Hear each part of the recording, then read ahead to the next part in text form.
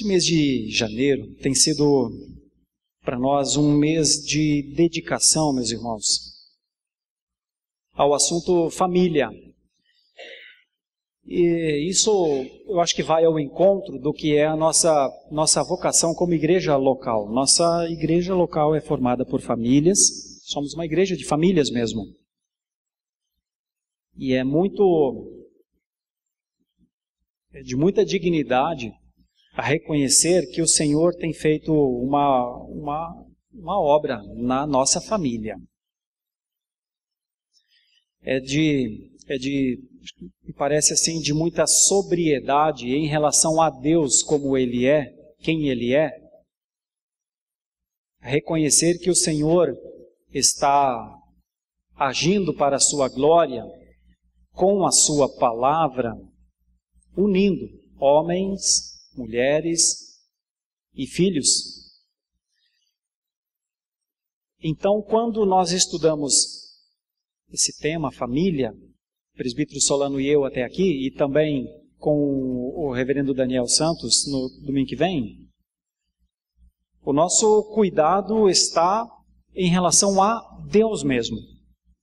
Essas aulas, elas têm o aspecto da instrução, do testemunho, da construção colaborativa de todos nós, das opiniões, dos nossos pensamentos, mas antes disso, o nosso objetivo é de reconhecimento do Senhor, da centralidade do Senhor nas nossas casas. Então, são temas que devem também nos levar a reconhecer a graça de Deus nas nossas casas. Por que é que eu estou ressaltando isso? Porque a proposta de Deus cuidar da existência pelas suas três instituições macro, que são o Estado, a Igreja e a família, são instituições inamovíveis, imutáveis e indestrutíveis, enquanto o Senhor assim o quiser, e enquanto existe o conhecimento, o entendimento de Deus, e existe o entendimento da sociedade, existe o entendimento do ser humano, existe o entendimento da cultura, essas instituições foram sempre utilizadas, mantidas, suportadas por Deus. Então a família existe porque Deus existe.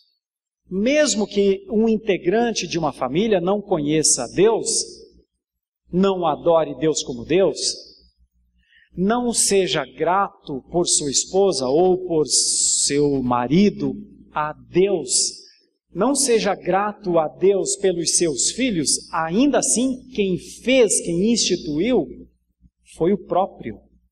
Então, a existência da família, ela não é pautada pelo conhecimento humano. A existência da família é pautada pelo projeto de Deus. Família existe porque Deus quis que existisse. Família existe porque Deus uniu um homem e uma mulher no começo de tudo. Família existe porque filhos foram gerados dali. E filhos geraram a partir dali. E a humanidade continua a gerar desde lá. E onde a humanidade tem encontrado, em termos de princípio norteador, que nós poderíamos chamar de fato social, onde a humanidade tem encontrado o sentido para viver dentro da família, seja cristã ou não cristã. Família é um projeto de Deus para a humanidade. E o projeto de Deus para a humanidade tem um modo de ser, tem um jeito de ser. E nós o que fazemos quando em uma igreja reforçamos os conceitos de família tradicional, de família como sempre foi, por conta de um entendimento hermenêutico, o entendimento que este é o sucesso da existência. Não é porque nós estamos defendendo um partido, não é porque estamos, em tese, numa luta contra nichos ou minorias ou maiorias, mas está muito longe disso. Mas muito, muito, muito, muito longe disso. Então hoje, quando a igreja protestante, ou a igreja cristã, se posiciona a respeito do entendimento de família de acordo com a instrução inicial, é porque nós entendemos que este plano de Deus é o curso natural da história. A gente precisa respeitar as opiniões contrárias, os pensamentos contrários, mas a gente não precisa negar o projeto vital da existência que passa pelas famílias. É por conta disso que nós estamos estudando esse tema, para que nós tenhamos ventilações, oxigenações bíblicas acerca da família. E certamente é um tema, não é um tema para unanimidades, as culturas não têm compromisso com isso, as culturas não têm compromisso com Deus e a sua família, Deus e a criação da família, mas nós temos. Então a nossa preocupação como conselho da Igreja Presbiteriana de Santo Amaro é termos aulas bíblicas sobre família para que a nossa posição fique colocada. Nós não estamos pedindo que pessoas se adequem ao nosso pensamento, mas este é o nosso pensamento e essa é a nossa responsabilidade em instruir os membros da nossa igreja. Então essa é a nossa posição, é para que não fique dúvida, é para que haja clareza que nós somos uma instituição comprometidíssima com o conceito de família como Deus fez. Respeitamos as opiniões contrárias, os quadros de exceções, até mesmo as patologias e outras coisas que existem em relação à humanidade, respeitamos todas essas coisas. Mas a nossa posição é clara e definida. Nós somos uma instituição condicionada a entender família da forma como Deus a fez. E entendemos dessa maneira e por isso pregamos. E pedimos aos irmãos que estudem mais acerca disso. E que leiamos e pesquisemos sobre o aspecto família cristã. Como é que uma família cristã vive? Como é que o que é um marido dentro da família cristã?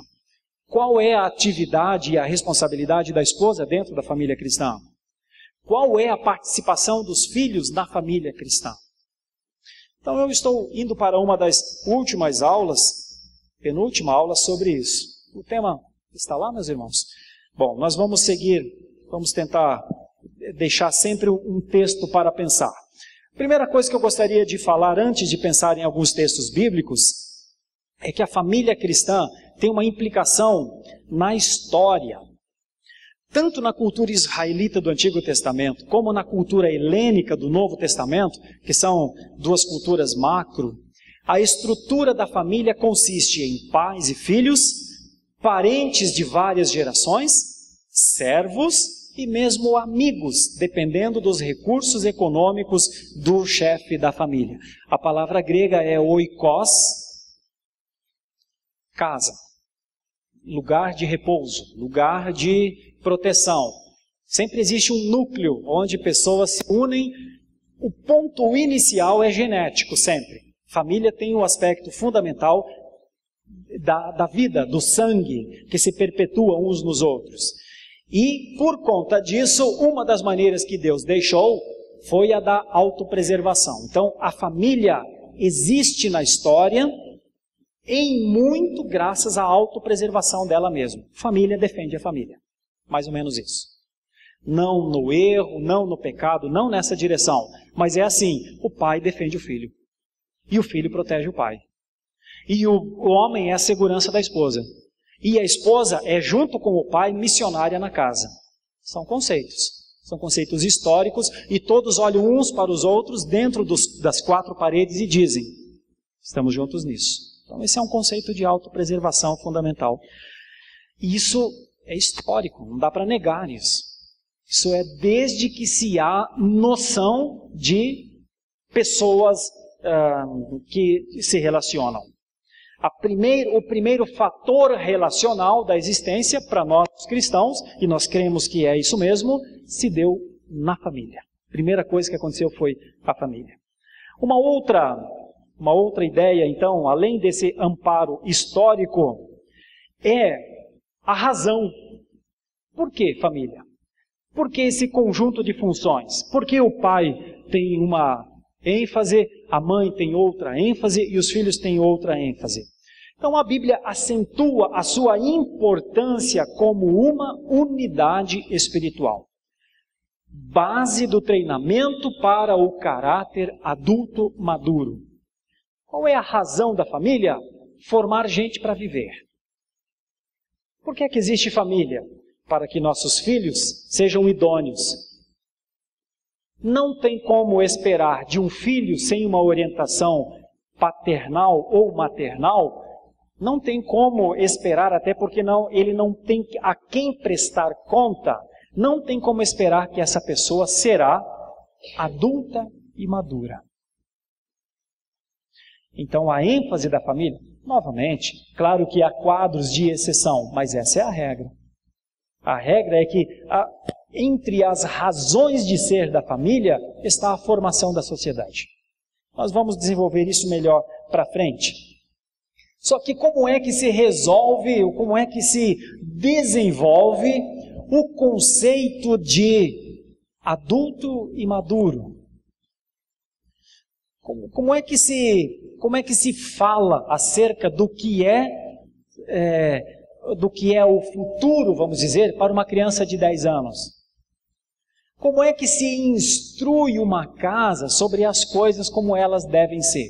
Então aqui, a primeira ênfase que eu dou está na responsabilidade dos pais. Em muito, uma família é o que é, primeiramente pelo pai, logo a seguir pela mãe e em terceiro lugar pelos filhos. Então eu chamo a atenção para o conceito de hombridade.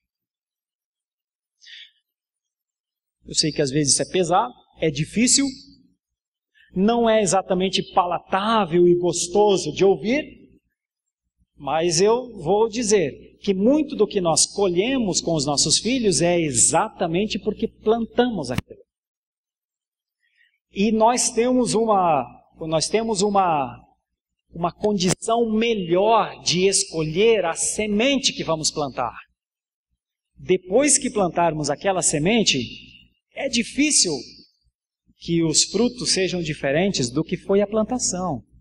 Então, recai sobre os pais, primeiramente ao homem e logo a seguir à mulher, o homem como uma missão e a mulher com submissão, o homem com uma responsabilidade e a mulher com uma subresponsabilidade, junto com o marido, recai sobre eles o status, a qualidade espiritual, social e até mesmo econômica da família. Então eu estou começando de leve aqui e chamando os homens a uma profunda reflexão da nossa hombridade dentro da nossa casa. Faço 2 ou 3 perguntas. A nossa família sabe que nós somos o homem da casa? A nossa família sabe que nós somos crentes na casa? A nossa família sabe que nós temos uma conta sendo prestada a Deus no que diz respeito à administração da nossa casa? Se a nossa família não sabe, tem alguma coisa errada com a nossa hombridade dentro da nossa casa. Pode ser que ela não se lembre, ok, mas o relembrar com as práticas, com a fala, faz parte do pastoreio da casa. Coisa muito difícil é quando os filhos não têm certeza da fé dos pais. Muito difícil. E de onde vem essa instrução? Onde está essa instrução? Primeiramente, nas Escrituras, mas nós, protestantes, reformados, confessionais, temos ainda um avanço, não que melhorou a Escritura, mas que ajudou a entender melhor a Escritura, que são nossos símbolos de fé.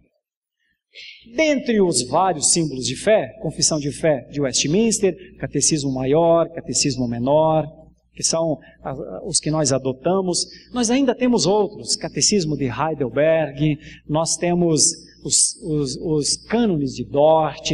Não falta ao cristão reformado auxílio para entender áreas da vida. Então, se eu sou o pai, minha esposa é a mãe, não podemos dizer: Senhor, eu não sei como instruir a minha família num cristianismo verdadeiro. O que eu posso dizer é: Senhor, eu não sei porque eu ainda não procurei. Mas eu não posso dizer: Senhor, eu não tenho instrução para dar aos meus filhos, porque a instrução existe. Foi dada, está disponível. E hoje, nos tempos atuais, então, de maneira sobeja. E eu quero trazer um capítulo só, inicialmente, de uma instrução reformada acerca de formação inicial de família, que passa pelo casamento e até mesmo pelos fracassos de uma família. É o capítulo 24 da Confissão de Fé de Westminster. São 6 artigos no capítulo e são 2 em cada tela. O primeiro é esse daqui. Qual é a instrução reformada acerca do começo da família? Primeiro de tudo, que o casamento deve ser entre um homem e uma mulher. Então, assim, é claro para nós, não tem discussão para nós. Nós temos uma instrução histórica que casamento é entre um homem e uma mulher, e sempre será. Haverá muitas opiniões, todas respeitadas, mas nenhuma acendida, nenhuma de concordância com a fé reformada. Haverá casamentos de homem com homem e de mulher com mulher. Para nós, não. Nunca. Só há um tipo de casamento. Este. Há 2000 anos nós temos a instrução cristã, há 4000 nós temos a instrução bíblica e há 500 nós temos a instrução reformada. Chega! Não precisa de mais nada. Já existe um senso do que é certo nisso. E eu não tenho nenhuma condição pessoal de reformar e de melhorar para o bem da humanidade. O bem da humanidade está aqui. É a nossa opinião, porque temos opinião, não tem outro jeito, né? Então isso está aqui. Ao homem não é lícito ter mais de uma mulher, nem a mulher mais de um marido ao mesmo tempo. Então nós somos monogâmicos. É um homem e uma mulher. E ao homem e à mulher cabe refletir nas palavras de Jesus, porque é possível que um homem tenha publicamente só uma mulher, publicamente a mulher tenha só um homem, mas obscuramente no seu pensamento ele tenha mais de uma mulher e ela tenha mais de um homem. Então a monogamia, à luz das confissões reformadas, é uma preocupação que nós temos de ter, colocando a cerca na nossa cabeça. É o que disse Jesus: se olhar com um olhar impuro, cometeu adultério. O que é o adultério? O adultério é o exercício da bigamia, da poligamia. O adultério é quando se divide o leito, é quando se dividem os sentimentos ou quando se buscam novos prazeres. Então qual é a nossa orientação? O que é que nós pais temos de dizer aos nossos filhos? Que casamento, estou falando com os pais, que casamento é entre um homem e uma mulher. Se o seu filho, em algum momento, chega ou concorda com a ideia que casamento não é entre um homem e uma mulher, é possível que esteja fazendo falta a sua hombridade lá na casa. Para instruir, para andar com ele, para ensinar que nós somos um povo histórico, para amá-lo, inclusive, e conversar com ele em relação ao seu entendimento. Mas a responsabilidade de dizer aos nossos filhos o que é um casamento é nossa, dos pais. E uma segunda ideia é ensinar os nossos filhos que a monogamia é a instrução de Deus. Isso está em Gênesis 2:24, deixa o homem pai e mãe, se une à sua mulher e os dois se tornam uma só carne. E também em Mateus 19 e também em Romanos 7:3. Os textos são muitos. Bom, mas por que é que existe esse matrimônio? Isso aqui é só confissão de fé. O matrimônio foi ordenado para o mútuo auxílio de marido e mulher. Não preciso falar muita coisa. Casamento existe para que homem e mulher se unam, se ajudem. Casamento existe para que um contemple o outro como parceiro seu numa missão. Então, é o que está escrito aqui no artigo da confissão. E aí vem um outro ponto. Para a propagação da raça humana, por uma sucessão legítima, e da igreja, por uma semente santa e para impedir a impureza. Gênesis 2:18, Gênesis 9:1, Malaquias 2:15, 1 Coríntios 7:2 e também 1 Coríntios 7:9. O matrimônio existe para que haja esse auxílio. É como se, vou pôr na prática, é como se nós víssemos o nosso filho adolescente, rebelde, preocupado, o nosso jovem inseguro, e o pai estivesse dizendo: calma, filho, um dia você vai casar. E você encontrará um novo auxílio, você encontrará um novo apoio, você encontrará alguém que você poderá orar com ele, orar com ela. Aguarde a família, espere e creia nisso. A pergunta que se faz é: quantos pais pastoreiam assim os seus filhos? Bom, eles pastoreiam de acordo com o quanto são reformados, com o quanto são bíblicos e com o quanto são crentes. A instrução reformada é essa. É assim que se constitui família. Se constitui família dizendo aos nossos filhos e depois vivendo na prática aquilo que as Escrituras dizem que é. Aparentemente, nós temos aqui o conceito de matrimônio para mútua cooperação, para propagação da raça humana e para a formação, obviamente, da igreja, porque a igreja é forte porque as famílias são fortes, e o impedimento das impurezas, que obviamente são as doenças mesmo, e tem a ver com doenças sexualmente transmissíveis. Uma outra ideia que está na Confissão de Fé, capítulo 24, sobre a família cristã, tem a ver com como é que os cristãos devem procurar os seus cônjuges. Isso aqui é sério demais, e eu não poderia, em hipótese alguma, deixar passar o ensino sobre famílias sem pontuar isso. Eu estou falando com os pais primeiro. Primeiro com os pais. Então isso aqui é confissão de fé. A todos os que são capazes de dar consentimento ajuizado, é lícito casar. O casamento é uma prerrogativa lícita, bíblica, que todo homem e toda mulher, como diz aqui, capazes em juízo, é certo se casar, é mais ou menos isso. Mas olha o que diz a confissão de fé: mas é dever dos cristãos casar somente no Senhor. Isso aqui pode parecer uma coisa sem importância, mas isso aqui é o fundamental da base.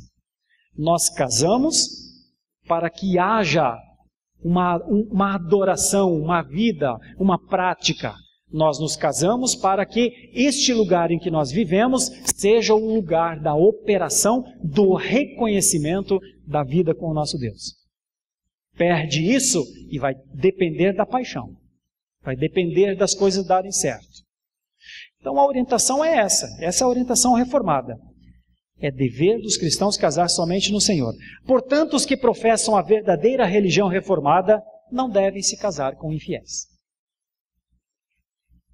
Eu não tenho nem a acrescentar e nem a retirar. É isso que a confissão de fé diz. Não devem se casar com papistas ou com idólatras. Nem devem os piedosos prender-se desigualmente pelo jugo do casamento aos que são notoriamente ímpios em suas vidas ou que mantêm heresias perniciosas. É isso que a confissão de fé fala. Eu posso dizer: eu não concordo. Pode. Mas é isso que a instrução reformada propõe. Eu posso dizer: eu vou seguir outro caminho. Pode. Todos temos a liberdade da livre agência. E é isso mesmo, meus irmãos. Isso aqui não é pecado para a morte. Isso aqui não tem a ver com condenação. Isso aqui tem a ver basicamente como será a vida. Como será o depois. Então, a orientação dos pais aos filhos é: casem-se no Senhor. A orientação que os pais devem dar aos seus filhos sempre será, e eu como pastor tenho que dizer: você pode não me ouvir, você pode não me obedecer, mas eu vou continuar falando. Pais, dizem aos seus filhos para se casarem no Senhor, com pessoas crentes como eles.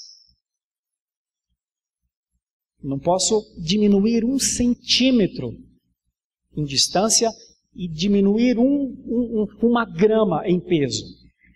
Essa é a palavra mais direta e objetiva que eu poderia dizer. Pais, a responsabilidade inicial da instrução quanto ao progresso da sua família é nossa. E nós temos de dizer e ensinar aos nossos filhos, por quê? Porque somos, primeiro, cristãos, porque somos bíblicos e porque somos reformados. E essa é a nossa instrução. Depois, isso é a confissão de fé.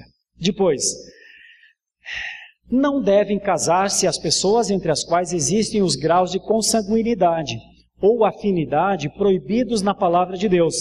Tais casamentos incestuosos jamais poderão tornar-se lícitos pelas leis humanas ou consentimento das partes, de modo a poderem coabitar como marido e mulher. Dá para entender o que a confissão de fé quis dizer, né? Não casa pai com filha, não casa consanguíneos, porque está escrito que não é para casar. É uma orientação, é uma proibição, é uma instrução para que não haja isso. E nós temos que dizer exatamente como está aí. Eu sei que esse não parece ser um problema na nossa cultura já evita isso, mas a confissão de fé mesmo assim diz. Olha, mas pode haver casos extremos, pois tomem cuidado até mesmo dos casos extremos. Os últimos 2 artigos, então, que a confissão de fé no capítulo 24 agora fala sobre a vida extraconjugal ou a situação de casamentos que, porventura, são rompidos. Então, o artigo 5. O adultério ou a fornicação cometida depois de um contrato, sendo descoberto, antes do casamento, dá à parte inocente justo motivo de dissolver o contrato. No caso de adultério depois do casamento, a parte inocente, no caso, para a parte inocente, é lícito propor divórcio. E depois de obter o divórcio, casar com outrem, como se a parte infiel fosse morta. Então nós temos uma instrução bíblica. Primeiro de tudo, o homem e mulher se casam e até que a morte os separe.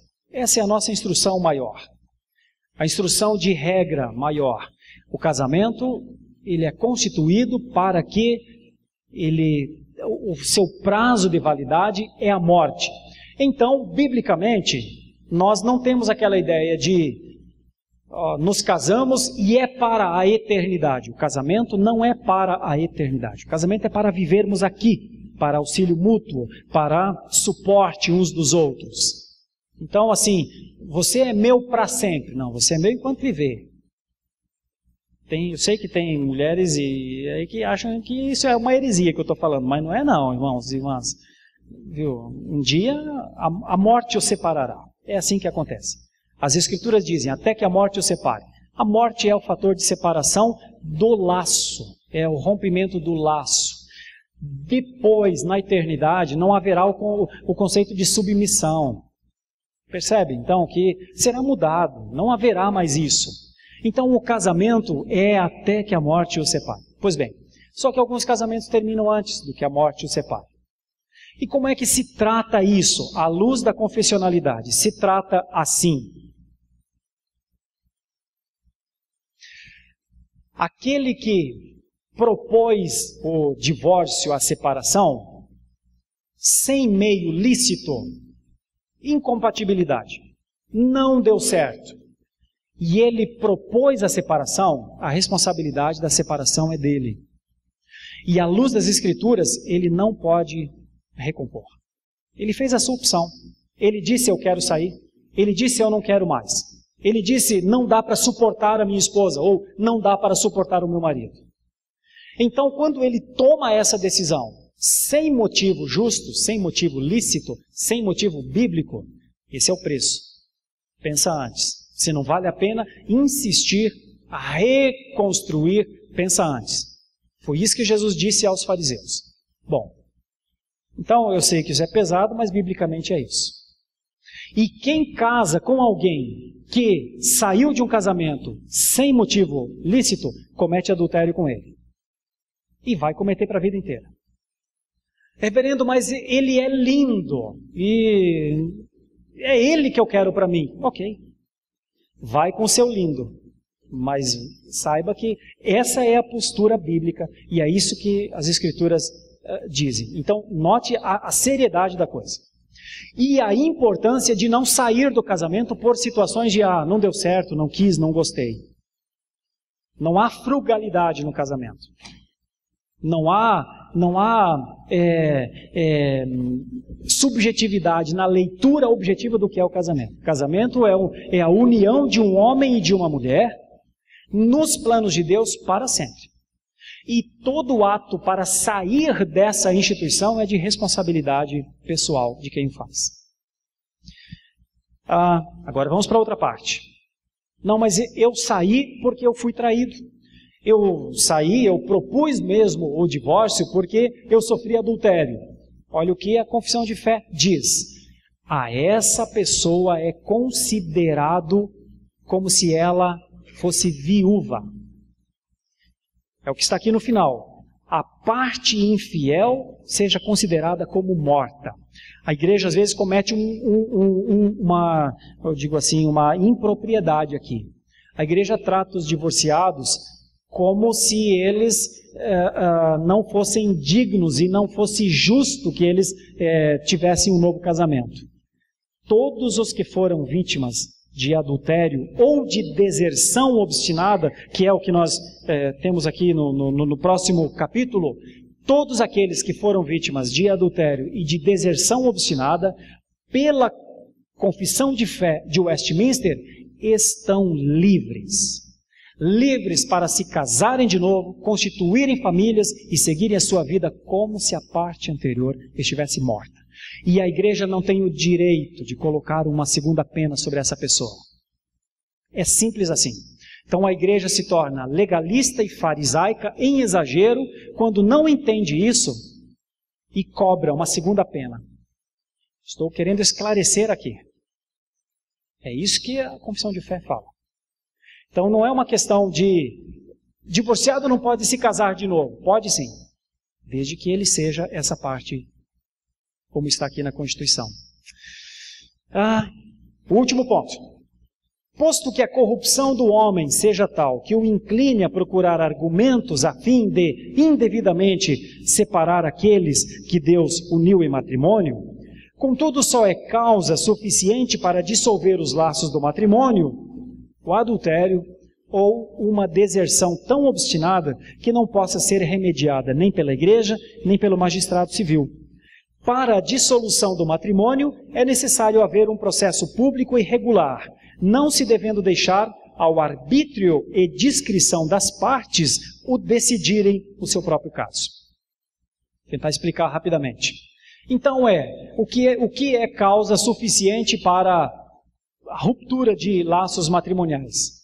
Adultério ou deserção obstinada, que é quando a pessoa, uma das partes, diz eu não fico aqui e acabou. Não tem o pastor falar comigo, não tem o delegado vir na minha casa, não tem, eu vou embora e acabou. A deserção obstinada é motivo também para a ruptura do casamento. Só que isso precisa ser regulamentado imediatamente judicialmente. Então há muitos casos de pessoas que acabam se separando, mas permanecem casadas lá no documento, né? E deve-se fazer um esforço por se regularizar. E uma coisa importante, aqueles que fazem parte das vítimas do casamento, que fazem parte dos adultérios sofridos, que fazem parte das deserções obstinadas, eles não precisam ter vergonha de falar daquilo, de explicar o que aconteceu, porque aquilo é a justificativa para a sua liberdade. Então isso é uma ênfase. E os outros, meus irmãos, não tenho o que dizer. Os que saíram dos seus casamentos por livre opção ou por alguma dificuldade, à luz das Escrituras, estão com um problema sério e vão permanecer com esse problema sério para o resto das suas vidas. E o aspecto a cuidar em relação a isso é o cuidado que a igreja deve ter. A atenção, Porque normalmente as pessoas, quando saem dos casamentos, saem muito traumatizadas e com muitas dificuldades e muitos problemas. Mas as igrejas precisam, através dos pastoreios, dos cuidados, dos presbíteros, dos seus oficiais principalmente, cuidar dessas pessoas. E nós estamos vivendo um tempo de uma incidência cada vez maior dessas situações. Então, nós estamos diante de um grande desafio. Como é que a gente é bíblico? Como é que a gente é confessional? E como é que a gente trata o ser humano, a pessoa em si? É o grande desafio do momento.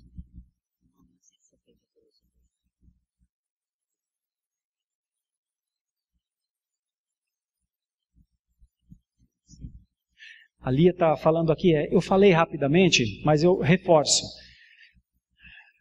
O que é o adultério, pastor? O adultério é todos descobrirem que eu tenho uma outra mulher? Bom, sim. Se isso acontecer, é adultério mesmo.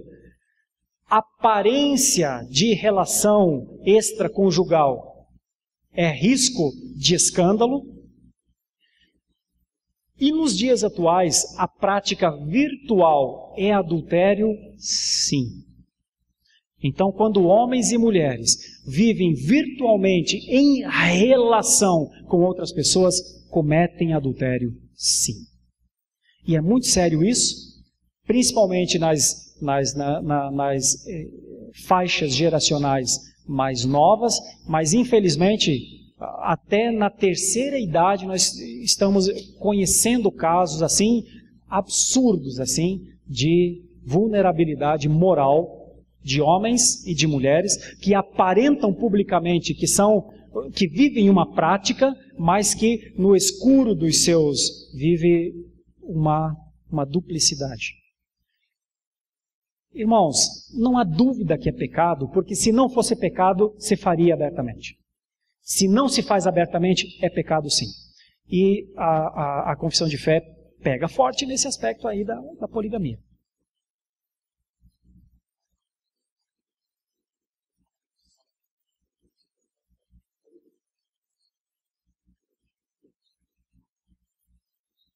Sim. Sim. Seu José Alt diz uma coisa. O marido sabe que a esposa o traiu. E a esposa sabe que o marido o traiu. Mas eles resolvem continuar juntos pelos filhos. Tá certo? Eu diria, tá errado. Um casamento não é mantido porque existem os filhos. Um casamento é mantido porque existe um propósito diante de Deus, de um homem e de uma mulher se auxiliarem. Bom, então todo o que comete adultério, ou todo o que é vítima de um adultério, ele precisa se separar? Não. Ele pode perdoar? Pode. Aliás, é altruísmo, inclusive, em grau altíssimo. Mas o perdão não deve ser por conta dos filhos. O perdão deve ser por conta do entendimento do que é o matrimônio. Que todos podem resvalar, que pode haver, sim, pecados. Mas se o casamento existe para o auxílio mútuo, também é lícito o perdoar, mas no perdão, meus irmãos, talvez coubesse uma outra aula só para falar sobre o perdão em relação a coisas, aos pecados. Eu tenho pensado com muito cuidado sobre isso, e o entendimento que eu tenho é que é muito difícil perdoar um adultério. E que muito do que se fala de perdão de adultério é mais ou menos isso que o seu José Alt falou. Olha, já estamos com mais de 50. Então, como é que vamos fazer agora? Vai assim mesmo. Ou, não, nossos filhos estão pequenos. Vamos continuar do jeito que está. E esse não é o perdão do adultério. O conceito de perdão de adultério é quando você consegue rasgar o escrito de dívida. O conceito de perdão é, olha, você não me deve nada. Você me traiu, mas antes você traiu ao Senhor. O conceito de perdão seria aquele conceito do Urias, ainda vivo, falar, Davi, você levou a minha mulher, mas você pecou primeiro contra Deus, você não me deve nada. Se minha mulher foi com você, e se você teve o que teve lá com a minha mulher, a tua conta é com Deus, você não me deve nada. A pergunta que eu faço é fácil perdoar assim? Não é. Mas é isso que é o perdão. O perdão é quando você tem diante de você alguém que te deve, mas você não quer cobrar. A pessoa sabe que deve, mas você sabe que não é a você que ela paga. Então, poderíamos falar muitas outras coisas sobre isso. E perdoar nessa dimensão, acho que só com a ajuda de Deus. Acho que só mesmo. Estou falando de maneira muito humana com vocês. Acho que só a graça de Deus, só o operar do Espírito de Deus, só o lavar do Espírito de Deus, só um batismo verdadeiramente, a união mística com o Senhor Jesus Cristo. É só numa imersão com estar no Senhor Jesus para se fazer isso. Por isso, o crente verdadeiramente é instruído a perdoar. Mas esse perdão, e é um desafio, é sempre um trabalho árduo. Eu acho que nós temos a condição, nos dias atuais, de termos muitas ciências que ajudam, o que é muito bom, mas é um esforço de muita responsabilidade.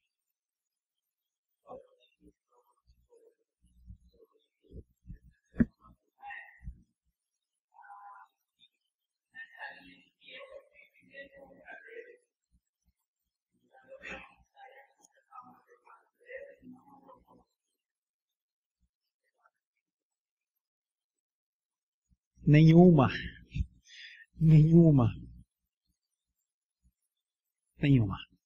O cristianismo, ele existe e ele faz o bem que faz exatamente porque nós prestamos contas uns aos outros. Vou vou argumentar da seguinte maneira, Paula. A Paula fez a pergunta então, talvez todos entenderam, mas vou reforçar porque também nós estamos gravando essa aula. Ela disse, olha, hoje se fala assim, eu pequei contra Deus, então, Senhor, me perdoa aí e está tudo certo e agora está tudo bem. Eu digo para vocês que o que faz o cristianismo ser o cristianismo do jeito que são os núcleos pequenos em que todo mundo sabe sobre todo mundo, em que as pessoas prestam conta com as suas vidas. E eu vou usar um exemplo aqui. Nós somos uma comunidade de algumas centenas de pessoas. Nós somos melhores maridos e melhores esposas porque as pessoas sabem como nós somos. Se nós estivéssemos num grupo de 10 mil pessoas e ninguém nos conhecesse, a gente não prestava conta. A gente não se importava com nada, porque ninguém me conhece. Vai para um show do YouTube de milhões de pessoas, e qual é a relação que se tem com essas pessoas? Qual é a relação de crescimento que se tem? Nenhuma com ninguém, porque ninguém se conhece. Mas no núcleo, a gente presta conta da nossa vida. Então, vamos dizer, vou usar uma coisa pessoal para responder o que a Paula está perguntando. Que é assim, Bom, eu sou casado e nós temos aqui 2 filhos. Importa para mim, como ser humano, que vocês, como igreja, saibam como é que eu sou. Eu corro o risco constantemente de alguém perguntar para minha esposa, como é que ele é? Como é que seu marido é? Por quê? Porque nós nos relacionamos, nós estamos em amizade aqui. Então, eu só não corro o risco de ser desmascarado com uma resposta difícil da minha esposa, se primeiro eu for um bom marido lá na casa. Essa é a prestação de contas. Então, eu presto conta de como eu sou como marido e como eu sou como pai, porque nós estamos em comunidade. E eu saber que vocês sabem, ou que podem saber como eu sou como pessoa, me coloca uma pulga atrás da orelha, não coloca? Então, só pelo fato de eu saber que vocês podem saber como a minha esposa, se eu sou um pai responsável, ou se eu sou um marido idôneo, já me leva para o caminho da santificação. Então, onde é que eu quero chegar, Paulo? Quero dizer que a comunidade cristã é a comunidade para resolver os problemas. É por isso que quando um irmão peca, o primeiro passo normalmente é o de confessar ao Senhor quando vem o discernimento, mas o arrependimento, a expressão metanoia, ela implica reconhecimento, mudança de vida e testemunho. Então, o metanoia, ele não é só o puxa vida, pisei na bola, porque isso pode levar até ao remorso somente, e não ao arrependimento. Isso pode levar a uma consciência, errei, não vou fazer mais. Mas isso não leva à prestação de contas no sentido de tratamento.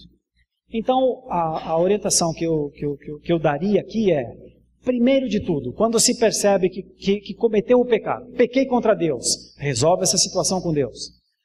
Logo depois, contra quem você pecou, amado? Contra quem você pecou? Você sabe contra quem você pecou. Senta com essa pessoa, confessa a essa pessoa, confesse o seu pecado. Confessai os pecados uns aos outros, diz as Escrituras. Então esse é o segundo ponto. O terceiro aspecto é o compromisso volitivo de não voltar às mesmas práticas. Então, e quando não acontece, eu peco. Mas a pessoa contra quem eu pequei não sabe. Normalmente, não há tratamento nem santificação. E eu tenho tido conhecimentos de situações que vieram à tona, inclusive depois de fatos cometidos, de pecados, porque a pessoa não quis contar, não quis confessar e não quis tratar, que o problema se tornou pior depois. Porque fica o entendimento de não confiança, fica o entendimento de, e se cometeu outras coisas e nunca me falou? A melhor maneira de tratar essa questão, à luz das Escrituras, me parece essa. Trata diretamente com Deus, trata diretamente contra a pessoa e firma um propósito de não voltar às mesmas práticas. Eu sei que é pesado, mas nós estamos lidando com o pecado. Não estamos lidando com um desvio ou com um detalhinho. Nós estamos lidando contra o que nos separa de Deus. Estamos lidando com o que impede a nossa relação de santificação com o Senhor. Em outras palavras, estamos lidando com o nosso inimigo, com o pior dos nossos inimigos. E para tratar com o pior dos nossos inimigos, me parece só biblicamente. A instrução bíblica é que nos dá o respaldo. Então vou fazer isso. Então vou recapitular. A questão é pecado? A questão é que precisa confessar? A primeira é a Deus, se já houver a iluminação do Espírito Santo em relação a isso. A segunda é no trato contra quem pecou, para que haja lealdade. É muito desleal quando você peca contra alguém e a pessoa não sabe. É muito mal. Não é uma atitude cristã.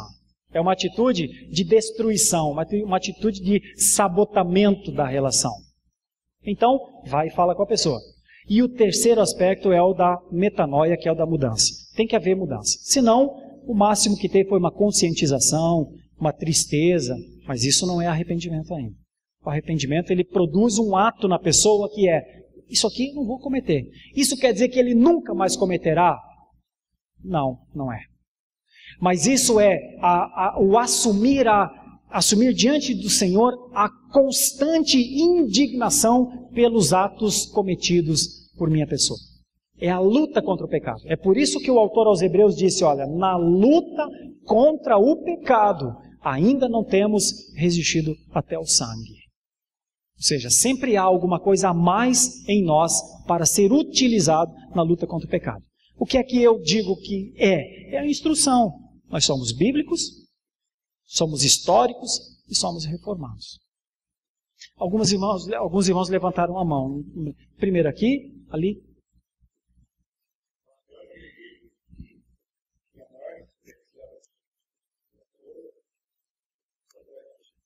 A maior expressão do amor é o perdão.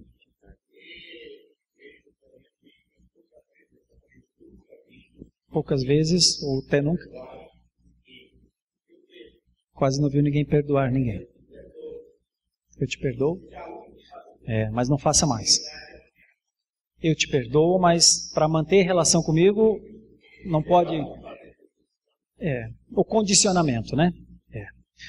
É uma problemática mesmo, nós temos uma ideia Nós temos uma ideia de você me feriu tanto, eu não quero que você me fira mais, então você assume um compromisso comigo de não pecar mais? E é muito difícil assumir esse compromisso. O compromisso na parte da disposição é justo, é digno, mas do ponto de vista do seu cumprimento é uma utopia. Porque nós somos pecadores. E pecadores dependem do Senhor, né? Então o perdão tem a ver com o relacionamento com Deus, antes do que com a pessoa em si. É mais ou menos como o exemplo que eu usei de Urias. É como se Urias dissesse, Davi, teu problema é com Deus. Né? Você não me deve mais nada. Como é que Davi entendeu isso? Pelo profeta Natan. Quando Natan chegou e falou, você fez uma coisa muito errada. E aí ele disse, fiz mesmo. Pequei contra Deus. E começa a lamentar a sua relação ruim com Deus. Né? Em última análise, todo aquele que pratica o pecado está... E pratica deliberadamente o pecado, precisa realmente de santificação, né? Então, é um estado que precisa de um aperfeiçoamento. Acho que a Nélia tinha levantado a mão. No caso de uma traição, de um ou de outro. Aham. Sim. Sim.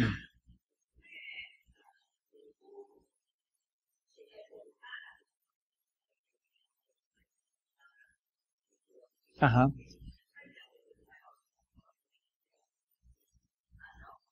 Certo. Certo. Foi exatamente a pergunta que a Paula fez, né? Isso é muito comum hoje, né? Muito mesmo. Os profissionais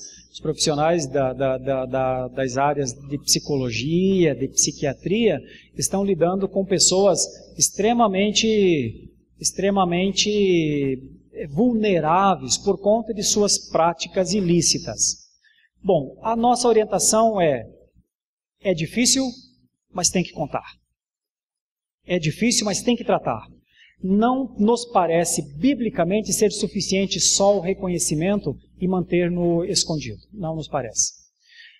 Eu me lembro de uma situação, vou me permitir só não falar dos nomes, mas um dia chegou no meu gabinete um jovem e ele tinha uma namorada e em uma das suas viagens, coisas de trabalho, ele cometeu um adultério contra ela.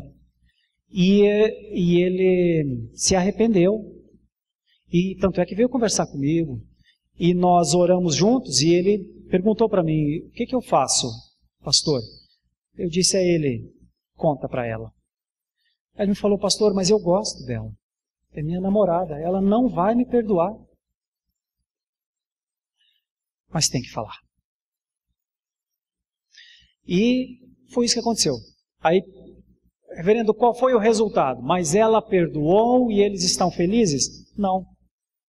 Terminou o namoro. Houve sofrimento? Seguramente. Dele e... Ok. Mas deixa eu continuar só no tópico aí. Depois eu volto, eu vou para o casamento. Dele e dela houve sofrimento. Dele e dela houve angústia. Dele e dela. Ele continuou crente e ela continuou crente. Ela chegou a me ligar e eu, por telefone, procurei confortar o seu coração, fazendo a defesa dele. Dizendo a ela, ele é um menino idôneo. Ele é um menino sério. Se ele falou, é porque ele prestou essa conta a você. Agora, essa questão de como fazer para frente é uma questão que ninguém pode ir além da sua consciência. Eu trato constantemente com coisa assim. E agora vou levar para o outro caso. E esse relacionamento não continuou. Até onde eu sei, esse rapaz não tem mais o sentimento que ele tinha por essa moça. Essa moça seguiu a sua vida, eu imagino, eu não sei mais nada. Eu conheço ele apenas. Mas é uma consequência de um ato. E é uma responsabilidade que um cristão tem para com o outro como semelhante, como um homem criado, como um ser humano criado à imagem e semelhança de Deus. Mas eu tive um caso muito idêntico com um casal. O contrário, ela havia cometido adultério. E se arrependeu. com 2 filhos. E também me procurou. Reverendo, aconteceu, eu viajo e um dia, levada por uma situação, aconteceu isso. Mas se o meu marido souber, ele não vai me perdoar, não tem jeito disso acontecer. Então eu disse para ela, e o que a senhora quer? A senhora veio aqui confessar, a senhora veio fazer uma confissão auricular? Não sou padre, sou pastor. E sou pastor que inclusive não tenho compromisso de guardar segredo. Porque não é confissão auricular. A confissão auricular é aquela que a pessoa chega, conta e morre ali, aí trata com Deus, reza 3 Ave Marias, reza... Não temos. Irmã, estamos com um problema agora. Agora eu sou cúmplice do que você fez. Seria melhor não ter me falado. Ai, meu Deus do céu, o que eu faço agora?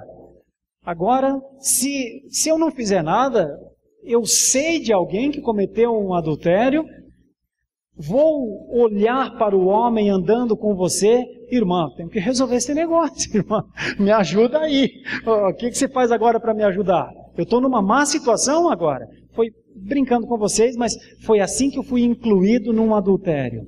Como é que resolve o negócio? O negócio resolve como tem que ser resolvido. Não há nada encoberto que não venha às claras, não há nada diante de Deus que não venha a ser, não há nada diante de Deus que não contenha a sua luz. Eu pedi um tempo a ela e disse, vamos falar com o maridão aí. Ela falou, meu Deus, pastor, acabou. E ela saiu do gabinete achando que o casamento tinha acabado. Eu acho que foi bom para ela imaginar que o casamento tinha acabado, porque o que ela fez era para acabar realmente o casamento. Ela não seria digna de esconder o seu pecado, porque o seu casamento, para que o seu casamento continue. Realmente o que ela fez foi dar um tiro no coração do seu casamento. Realmente. Ela tinha que saber disso. Ok, deu trabalho. Mas esse homem entendeu. Sabe o que mais aconteceu? Depois, esse homem confessou que ele também já havia cometido adultério. Aí ficou quites, né? Mas o objetivo não é que isso tenha sido bom, não. Mas você percebe, o tratamento, quando há tratamento, mais coisas do que a gente pensa vêm à tona. Quando eu fui conversar com ele, ele também já havia cometido. E aí como é que resolve? Vamos nos perdoar aqui? Vê como a gente é? Vamos sofrer junto isso? Nélia, eu entendi o que você quis dizer. Eu entendi o risco que é mexer com a instituição, eu entendi. Mas eu ainda acho que o cristianismo, ele é contra as lógicas exatamente por causa disso. O temor ao Senhor está em primeiro lugar. Nesse momento eu estou lidando com um caso que caminha para uma resolução e o meu entendimento é que só vai se resolver quando a verdade aparecer. Nós somos servos da verdade. Nós estamos para a verdade. A vida de um pastor, eu não quero que vocês tenham pena de mim. Eu amo ser pastor, eu sou um pastor feliz. Eu sou o pastor mais feliz que vocês puderem imaginar. Pode ter pastor feliz igual eu, mais que eu não tenho. Então, tenham isso em mente. Mas às vezes a gente é colocado em situações que tiram o nosso sono. Imagine quando o pastor, como conselheiro, fica sabendo de um crime. O pastor Gabriel faz mestrado em aconselhamento. Imagine quando no aconselhamento a pessoa quer só desabafar de uma situação que está pesando a sua consciência, mas ela quer dar o limite para você, e até natural de certa forma, ela diz, olha, eu vou confessar, mas eu confio no Senhor, hein? Não é? Imagine, não é pastor? O pastor aqui, o pai dali, que pastoreia há tantos anos, muitas vezes a pessoa pensa que vir conversar conosco é se livrar de um problema, tipo, e joga para a gente. E qual é a atitude de pastores responsáveis? Vamos resolver. Qual é a atitude de profissionais responsáveis? Como a Paula levantou, vamos resolver. A atitude não é o pecado não é uma questão de foro íntimo. O pecado é uma questão de solucionar um problema vital. É isso que eu digo aos meus alunos em sala de aula, é isso que eu procuro praticar. Mas eu confesso a vocês que não é fácil não. Então, não tenham pena de mim, mas orem por mim, porque nós lidamos com pecados, lidamos com famílias, lidamos com coisas públicas, lidamos com coisas que alguns não querem que se torne coisa pública. Mas em última análise, o que vai resolver isso diante de Deus é uma ação dentro da igreja que nós chamamos de disciplina eclesiástica, que pode ser velada quando os casos não são públicos, ou pública quando os casos são públicos. Aí entra a igreja, a responsabilidade da igreja, de tratar, cuidar, porque o pecado, ele é como uma erva daninha na plantação. E o Senhor Deus, como o bom pastor das ovelhas, certamente ele precisa tratar isso. Então o aspecto da santidade na comunidade precisa ser desenvolvida por um conselho responsável, por uma igreja que entende que estamos em processo de santificação. Nós não cantamos um cântico aqui no começo? Tomemos cuidado no julgar uns aos outros, meus irmãos. Olhemos com simpatia o erro dos irmãos. Isso não é conivência, mas isso é porque realmente o nosso irmão, a rigor, não nos deve nada. Ele deve a Deus. Ele cumpre o seu propósito de arrependimento numa prática pública porque ele pecou contra Deus. Foi isso que Davi fez. Davi pecou em segredo, mas a sua conta foi pública. Quando isso é entendido, a gente toma cuidado em pecar em segredo. Eu tenho uma coisa para dizer que é duríssima, os jovens vão se arrepiar no que eu vou falar. Vão mesmo, irmãos, mas eu preciso dizer como pastor, eu acho que eu tenho de dizer isso. Jovens têm uma tendência de cometimento de muitos pecados ocultos. E a mesma tendência da prática dos pecados ocultos é a tendência da infelicidade dessa pessoa. Jovens que pecam obscuramente e se acostumam, a tendência natural é serem jovens perturbados, infelizes, que fazem outras pessoas infelizes. Pessoas ruins, com ausência de estética divina, com ausência da beleza, da conformação do homem espiritual. Pessoas que se acostumam ao mau cheiro dificilmente compreenderão a essência do bom perfume. E chega um dia que essas pessoas se colocam em julgos desiguais, se colocam sob, que é de baixo, a opressão de tiranias, tudo isso porque escolheram viver na prática antinomista. Eu sei que é uma palavra teológica só, mas é assim, para muitos jovens não há lei, são fora da lei. Eu estou dizendo meninos e meninas. Nos dias atuais, com um crescimento assustador de meninas, eu tenho encontrado muitas jovenzinhas muito bonitas por fora, mas muito feias por dentro. Eu diria, reconstitui isso. Acerta essa prática. Pede perdão. Reconsidera contra quem pecou. Muda. Enquanto há tempo. Nós não somos donos do nosso futuro. Somos donos do nosso presente. Então, se queremos imaginar família, vida feliz, isso não começa amanhã, isso começa agora. Na verdade, já tinha que ter começado ontem. Mas para muitos, às vezes, o começo é agora, porque o passado é contra ele mesmo. E é normal isso, até em certa medida. Por conta muitas vezes, da perda até da razão, da lógica, da desconexão com as coisas espirituais, da desconexão muitas vezes de não ter um pai e uma mãe em casa que oriente ao princípio. As causas podem ser muitas, mas a minha orientação aos jovens é: acertem a vida com Deus agora. E então, nesse acertar a vida com Deus, haverá um aperfeiçoamento da estética do homem espiritual interno. Não é justo com a sua pessoa, com a sua dignidade de ser humano e de cristão, aparentar como plástica uma beleza, mas tendo nas suas práticas as duras marcas de um fora da lei. Faço isso por quê? Porque imagino que com isso oriento uma nova geração.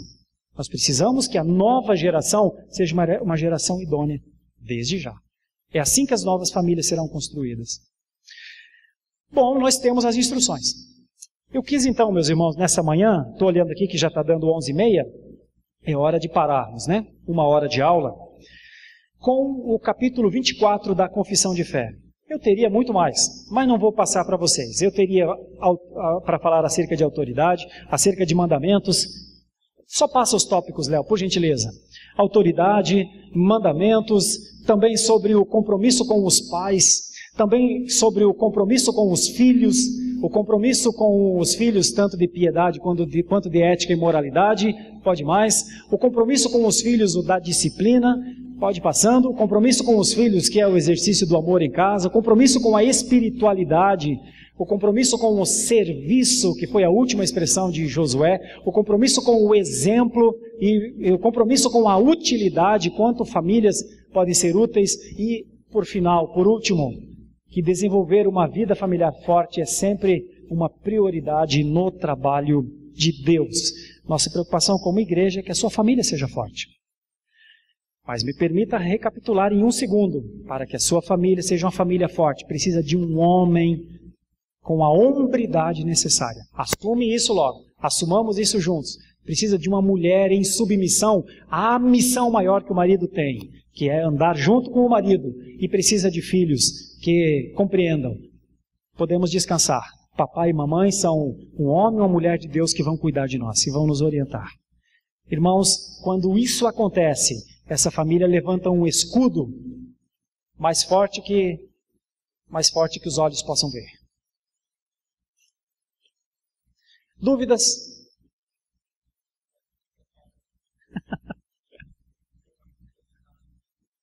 Pode ser. Qual que é? Obrigado. Me passa isso depois, Renata, por favor, para corrigir. Obrigado. Sim. Missão e submissão. Pode falar. Sim. Cristo é a cabeça do homem e o homem é a cabeça da mulher. Quando o homem não é cristão? Pergunta difícil demais. Barbaridade. Como é que eu vou responder isso? Irmãos, sim e não. Existe uma responsabilidade social quando você se casa com alguém que não é cristão, você assume você entrega uma outorga, você diz, olha, você é o marido. Nem sempre esse marido sabe como liderar. Provavelmente essa mulher cristã, que se casa com um não cristão, vai ter problema. Provavelmente, eu vou te dizer onde é que vai ser. Ela vai ter que assumir a responsabilidade. Ela vai ser o homem espiritual da casa. Isso é bom? Não é. É pouco. Difícil, inclusive, de ser mantido. Mas é como ela se vira dentro de casa. Ela diz, olha, eu vou ensinar os filhos. Se tiver filhos, ou eu vou viver assim, independente do meu marido. É um casamento anômalo, do ponto de vista espiritual. Porque não há uma unidade espiritual. Mas é proibido? Não pode? Vai para o inferno quem comete isso? Bom, a orientação confessional é que não faça. Mas às vezes faz, às vezes acontece. Provavelmente vai ser alguma coisa problemática do ponto de vista da fé. Haverá divisão e em medida social, em medida responsável dentro de casa, ela deve sim a ele. A questão é que muitas vezes ele não tem missão. Quando você diz, né, e agora, não é crente, ele não tem missão. Então, do ponto de vista espiritual, ela é livre dele. Ela é livre dele. Ela segue a sua vida com Deus, só que ela precisa... Ele diz assim, não vai para a igreja domingo. Não vai. Percebe? Ela tem a sua fé, mantém a sua fé, mas ela não vive em desobediência e litígio com ele. Não é sábio. Então, do ponto de vista organizacional, ela presta contas a ele. Por que quis? Assume. E às vezes cumpre isso tranquilamente. Mas isso não derruba a sua fé. Porque a fé é pessoal, né? E respondi? Meus irmãos, vamos orar então, Senhor. A Ele. É verdade. Ganhar em silêncio. Às vezes o testemunho assim, o testemunho de ser uma boa mulher. Isso. Testemunho em silêncio pode ganhar o marido até. Mas não só o testemunho em silêncio, porque muitas mulheres acham que então ficar em silêncio é o que a Bíblia está orientando. Não é isso. ela precisa evangelizar, precisa testemunhar isso, mas não é ficar batendo de frente. É isso mesmo, Natália. Meus irmãos, vamos orar, senão a picanha seca lá na... Quero agradecer, meus irmãos, a disposição dos irmãos. Eu sei que esses assuntos são tensos e ambíguos, de certa forma, difíceis também, mas nós estamos caminhando para crescermos nesse conhecimento. Oremos uns pelos outros e oremos por nossas famílias também. Vou convidar então o pastor Miqueias, que está nos visitando, a fazer essa oração, pastor, por gentileza. Pastor da Igreja Presbiteriana de Realengo, que nos visita com sua família nessa manhã. Oremos por nossas famílias. Nós te louvamos, Senhor Deus, pelas instruções maravilhosas que o Senhor nos concedeu nesta manhã. Que possamos, Senhor Deus, aplicá-la. Cristianismo é prático. Nós precisamos, Senhor Deus, evidenciar esse cristianismo nas nossas relações e de uma forma prioritária nas nossas famílias.